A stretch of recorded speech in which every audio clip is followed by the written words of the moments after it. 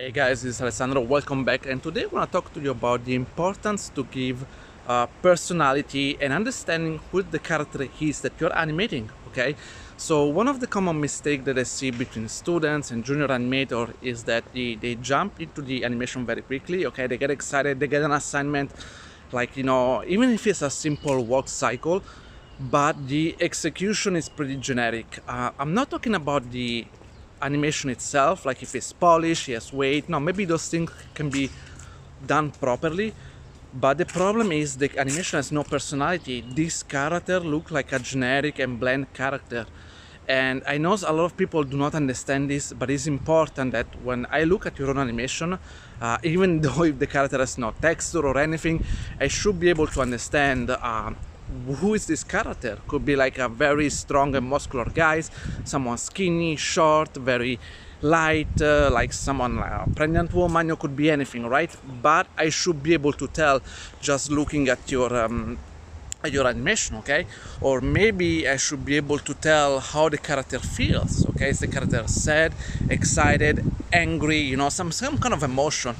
And I notice these things never happen. I mean, not never happen, but especially from students, they do not think about that, okay? They just think, okay, this character is just walking and jumping, or maybe walking from point A, B and doing something or talking to another person. But it's always very hard to tell what the character is thinking, how it feels, and who is this character, okay? And even though this seems not important, I will tell you guys it's very important, because at the moment the situation is, with all the school that we have and everything, there are more and more animators that want to come into the industry that are very good, are very talented. They come out from the school, or maybe they do private tutoring or whatever, and they have a really good skill, really solid skill. Their body mechanics is really good and solid. And when a lot of people, they have this great solid foundation, okay, the next things you're gonna look as a lead animator, supervisor, or recruiter, it's someone that can add personality to his animation. It's not gonna do just a simple walk cycle or a simple parkour cycle, but something that starts to have a bit more personality, especially if you want to apply in feature films, which involve acting, facial, and things like that. Just doing simple body mechanics is not good enough anymore, even if you have perfect body mechanics, because there is a good chance that someone else is gonna apply for the same company, and it will have a real better than yours, okay? And you want to have better chance, right, to get a job. So my big suggestion will be, when you plan your shot or something, do not just think about the execution, okay? Do not just think about, okay, I'm doing a parkour shot for this and that, or maybe I'm doing an acting shot, and the only thing I have to do is listen to the audio and then kind of match my acting with the voice. That's definitely the first step, but spend more time thinking about who is this character. Try to create a backstory, okay? I don't know if you ever see online some of the demo reel from other students.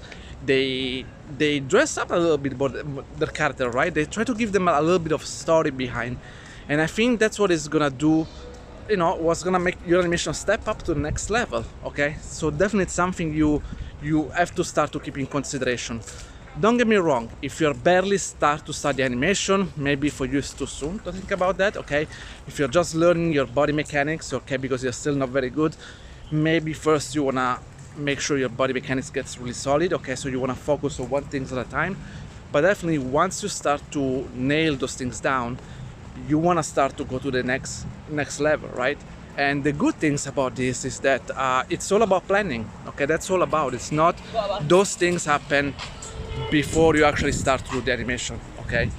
So it means when you do your pre-production, your own video reference, you actually have a piece of paper in front of you and you start to write down idea.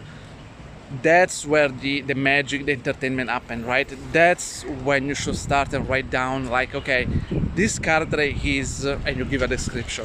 This character is doing what? How does it feel? This character is sad, is excited, I can give you like a very quick example. Like it's, you could be like a character who was walking with a, with a bag or something, and this is going to a bus stop, right? Very simple. You could do a very generic and bland, work cycle, right? It's just very simple and flat and boring. Or imagine what happens if this character is super excited. Maybe he just got a new job, maybe just come out from an interview, just get a job, or maybe just get a promotion, and he's super excited. Do you think he's gonna walk in the same way of a bland and boring vanilla work cycle? Of course not. Your attitude, your video reference is gonna be completely different. What about if it's completely opposite? Actually, he's been fired from his job. Do you think the way he works and everything is gonna be exactly the same? No, it's gonna be completely different, you know. And it's not just a work, every single action, you know. Imagine he has a bag, you know, next to him. How if he's been fired, how he's gonna drop it? Maybe, you know, just gonna throw it on the ground, really upset. Okay, maybe if he's excited, he will do it another way. What about if this character is OCD, for example, right? That you wanna control everything and put everything in a particular spot. Maybe the way he drop his bag, he will do in a very precise and calculative way. So you see, guys, even start giving personality to your character. Already the idea they will come to you. Okay, they will say, okay, the acting now, it can be different. It can be on a different level. I can do this, I can do that. Okay.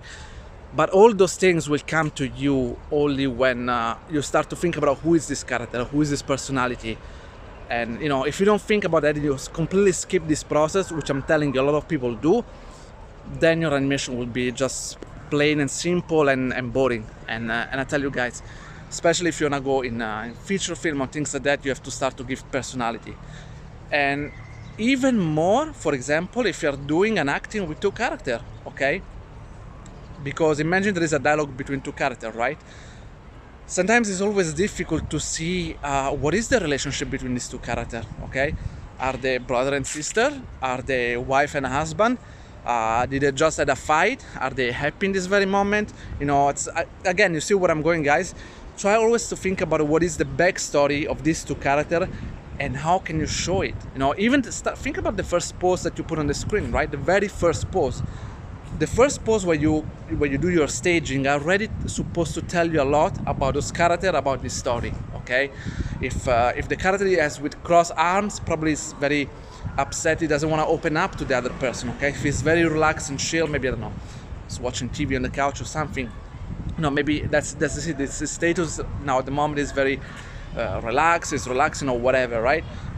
Again, all those things, all those information supposed to be in your animation because it's gonna make it a lot richer. And these things is all beyond, you know, the basic acting or the basic body mechanics. Okay, guys.